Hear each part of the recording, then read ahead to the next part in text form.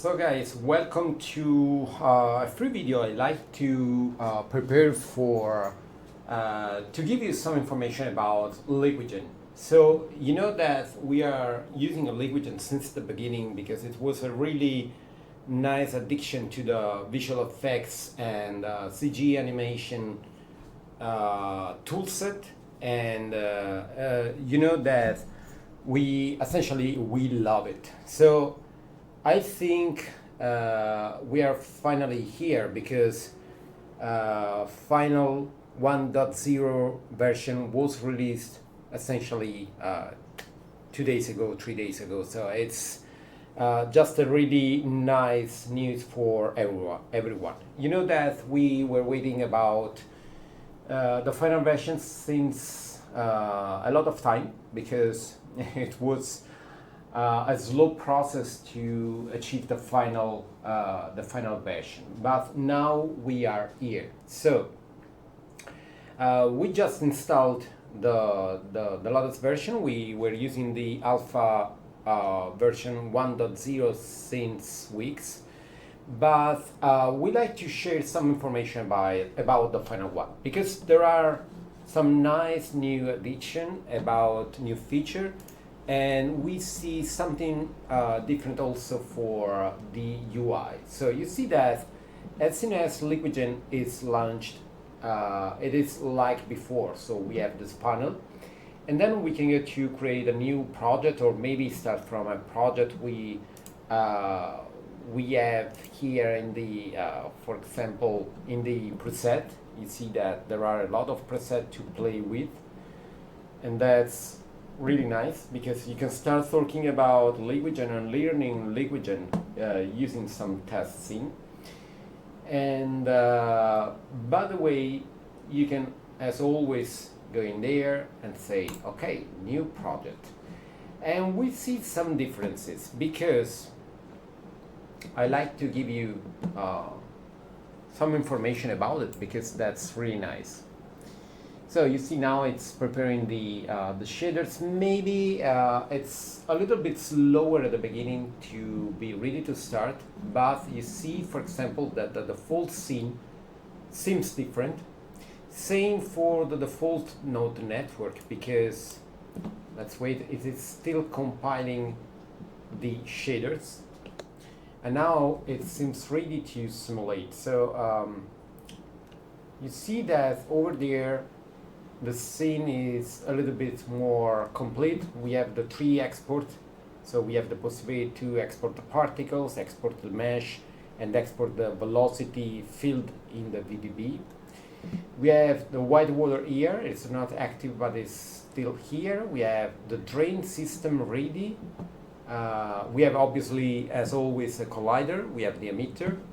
The collider has a different position than before, and that's nice because it is more interesting to do some simulation with this different orientation.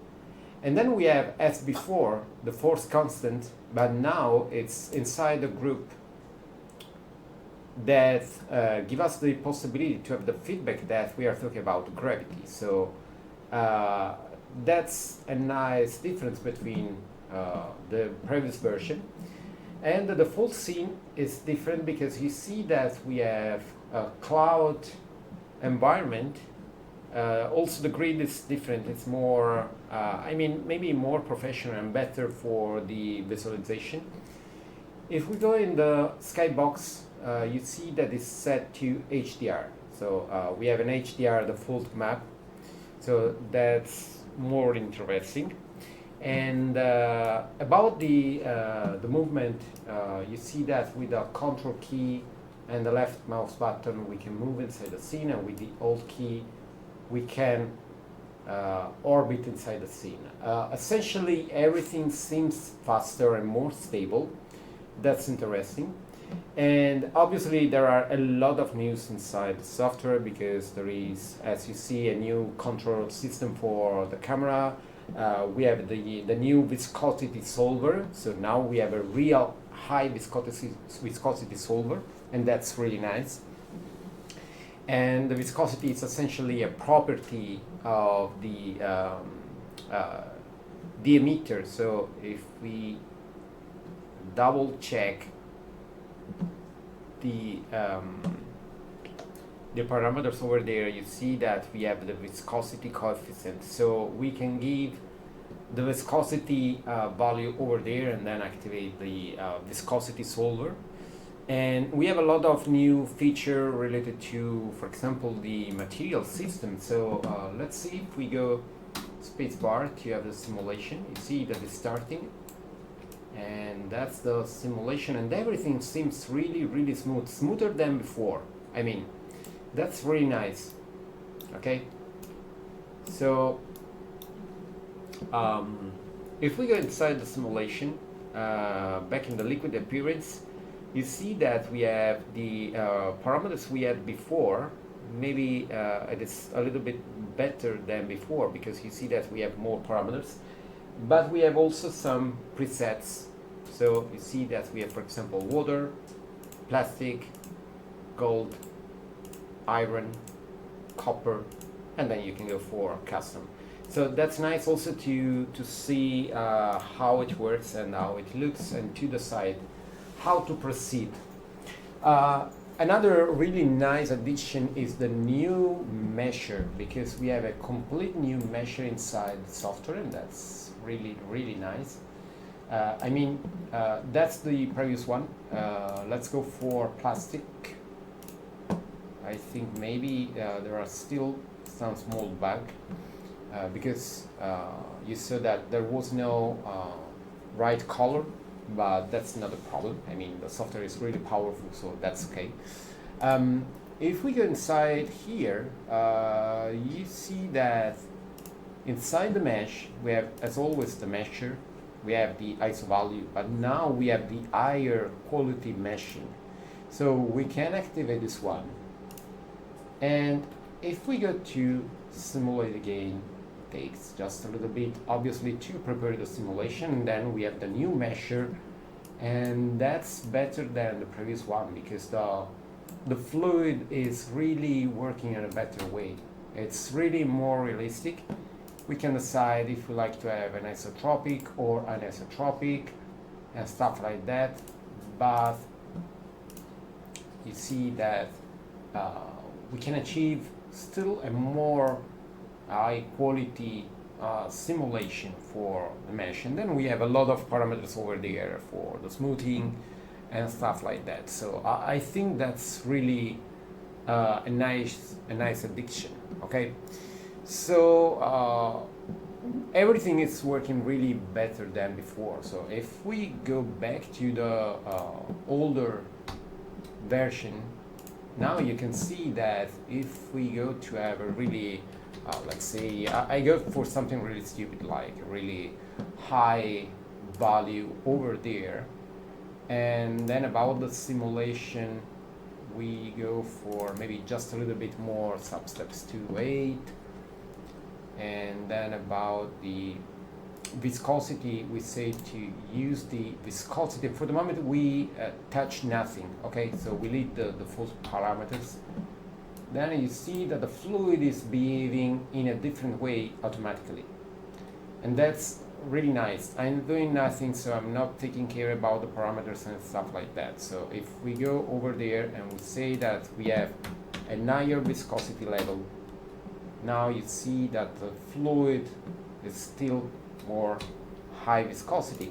And then if we go over there and we press the space bar, you see that we can simulate this high viscosity fluid. Obviously we are using a really low quality simulation. Let's say also that we have a nice thickness and a higher viscosity, and then you see that's really high viscous fluid.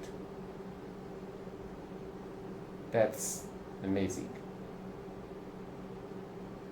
Okay, I think that's a really nice addition, and obviously we can have something better, because if we go over there and let's say that we go for a lower scale to 0.15 for example, and let's say that the fluid is more similar to a peak. Okay, so let's flip a more peak. Obviously now it's a little bit slower, but I think that's really nice.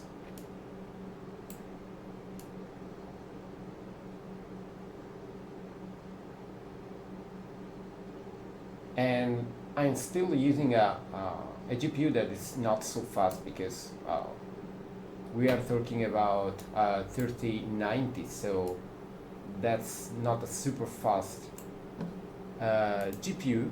And if we go back in the mesh, we can try to use also the higher quality. You see that the old one works as before.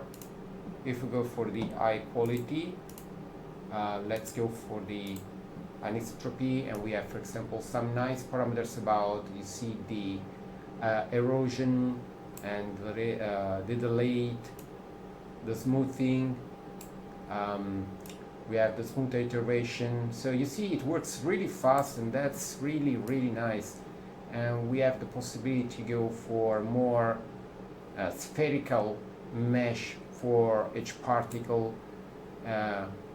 We have the possibility to close the holes. You see that we have obviously holes inside the mesh, and in this way we are going to close.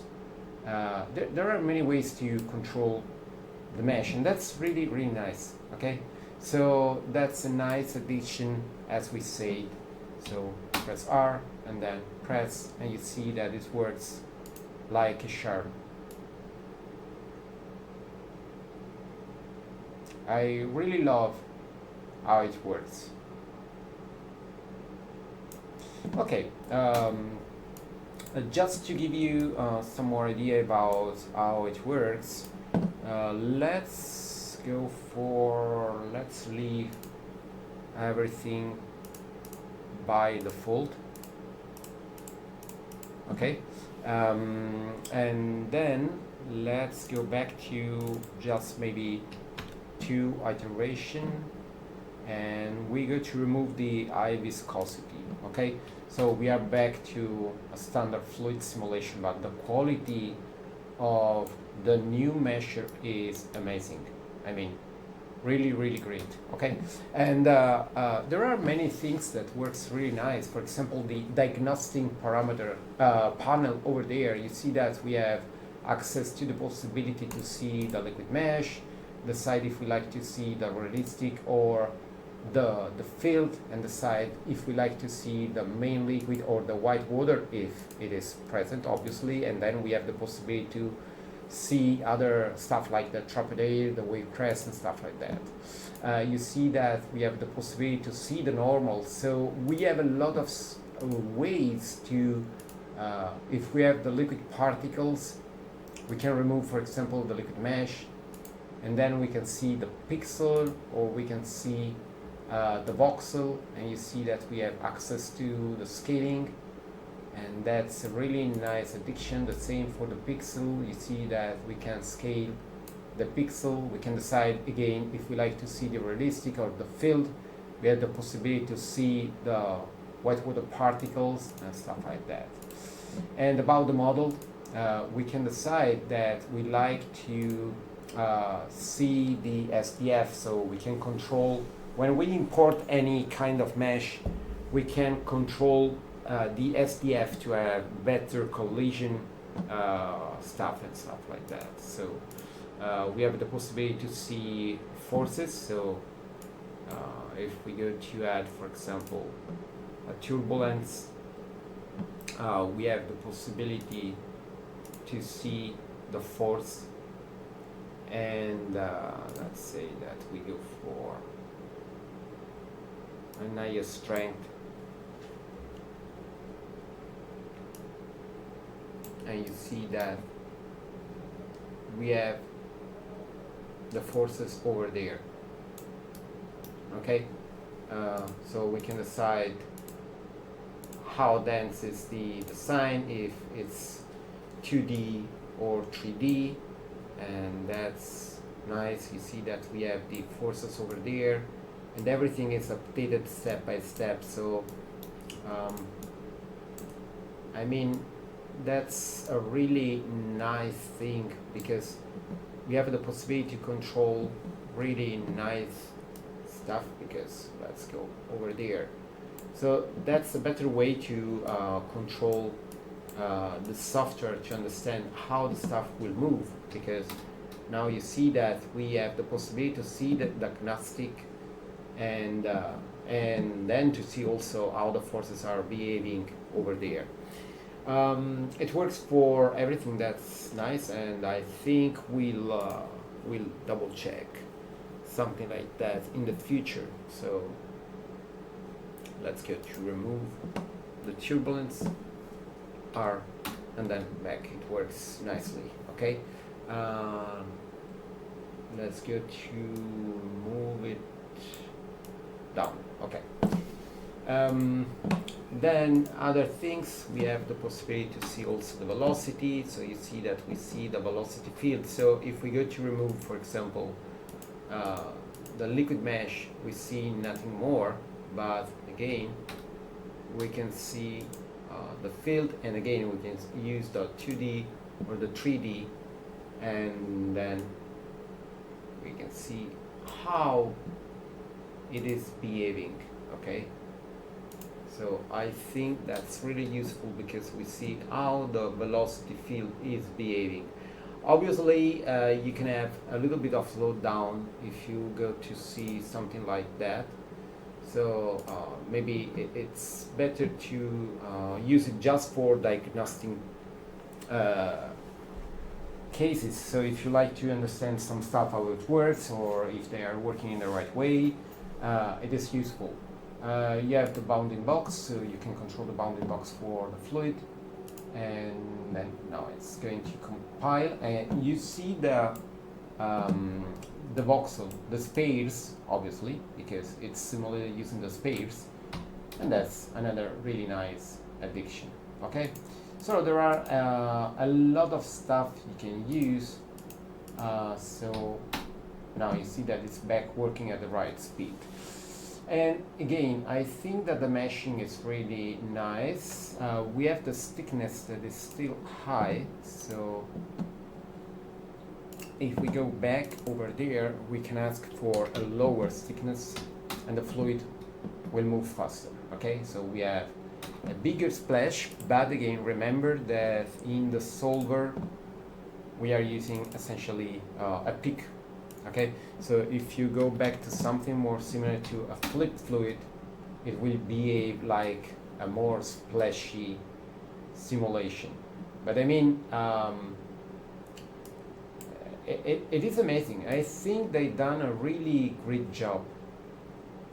And something like I like to talk about is also the path tracer. I mean, I have to say that the path tracer was not so stable and fast previously over, for example, over my 3090, but now it works like a charm. It is going to compile the shaders for the path tracer, so it takes a little bit to prepare the scene. We can remove the diagnostic, and now you see that it's active. I mean, it is fast, because if I try to rotate, it works in real time, and previously it was not like that. Okay, so I think they've done a really great job. For example, previously I had no way to simulate with the path tracer, but now it is possible. Okay. So, as we said, in general, it seems everything really going faster and faster. Let's try to see, for example, the white water, if it's going to work in a better way. And also the shading system for the rasterizer is better than the previous one, because the rendering quality is really, really higher again. And in the meantime, it is updating the stuff. By the way, we can see, let's say that we have the white water, so we go for to simulate the white water, so let's set to active. Now it's going to update the shader again, and now you see that we have the white water. Everything seems again faster than before. I mean, let's go to see, for example, over there we have no white water, but let's go in the various way to see the stuff. If we go back over there and we say to see the field and the field for the white water, you see that we have a nice visualization for the trapped air and the wave crest, so we can decide how the particles will be generated for the white water. So we can go back and say that we like to generate white water just based with no spray, no bubbles, just foam, and we say that we have no trapped air, but maybe just the 50 particles for the wave crest are simulated. And now I like to see back the particles over there, and as always we have the possibility to control the offset, so you can decide which is the offset. So if we go lower, then you see that it's more linked to the mesh fluid, and then we can decide to go for something smaller, and then going back and say that we like to have more particles, like for example 500 R, and simulate. And again, everything is going really nice and faster. So maybe we can just have an higher value for the simulation, just to have something that is going to be more precise. But I think that generally speaking, everything is better and better than the previous version. So everything seems faster, everything seems working better. So I think we see something really great for the software. Let's say that we have a little bit of roughness inside, and I like to have an higher absorption. Okay.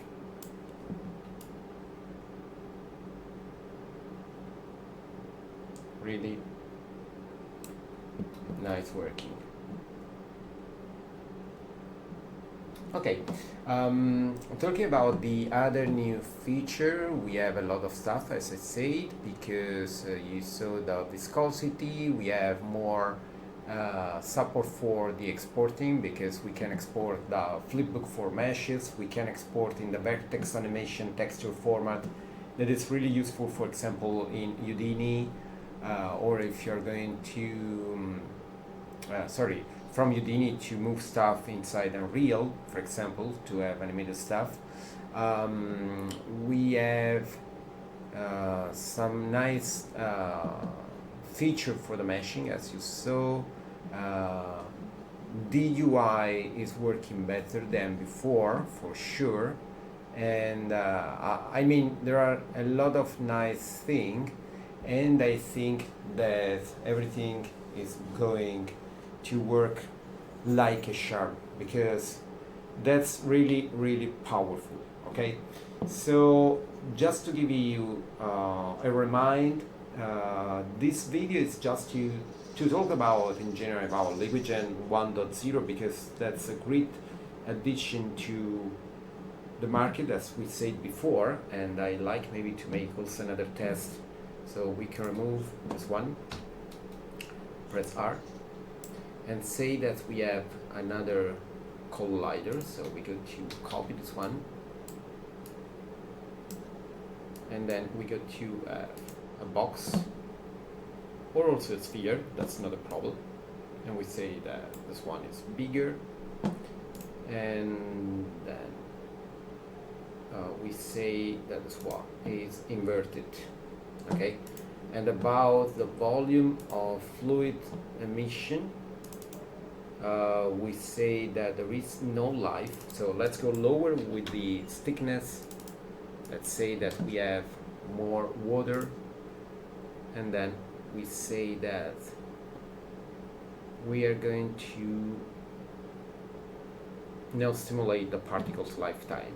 Okay, then you see that we have the collision, then we have this big splash, and then it's colliding with a big sphere we have over there. And now I say that we have the maximum amount of particles. So maybe something we can do is to have the sphere lower. This one will be smaller, and then it can work in a better way.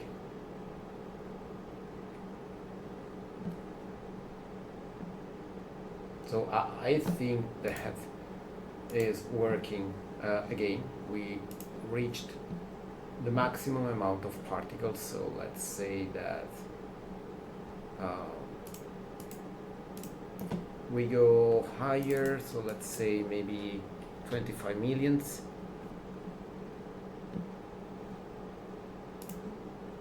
And in the liquid appearance, let's go higher over there, maybe more. Okay, and I have to say that it's amazing, because LiquiGen was always a really nice piece of software, but now everything seems working better and better. I think that now it's really more powerful than before. I think we had just a sneak peek during the past months, testing the various alpha release, and now we see just the global skill set we have inside LiquiGen. So I think that's a really great addiction for any visual effects or maybe video game or any other kind of market studio. Okay, so guys, let's say that's all, because it was just I had the pleasure to share the information with you about the new version of LiquiGen, and it is nice to remember that we have in the last video our look at our course that is on the market. So it is called LiquiGen Inception, and we are going to generate a lot of great stuff with LiquiGen. There are some lessons ready that are on our channel on Vimeo, and there are some stuff we've done in the past using LiquiGen. And the course is really powerful because we get to create a lot of stuff testing the software in production, in real world production. So we get to work on real world shots, and we are going to take care about the complete pipeline. So we are using Houdini, we are using Unreal, we are using Blender, Maya, 3ds Max, etc., etc. So we see how it works to simulate a lot of stuff. So guys, again, thanks for watching, and we'll talk more about LiquiGen really soon. Bye.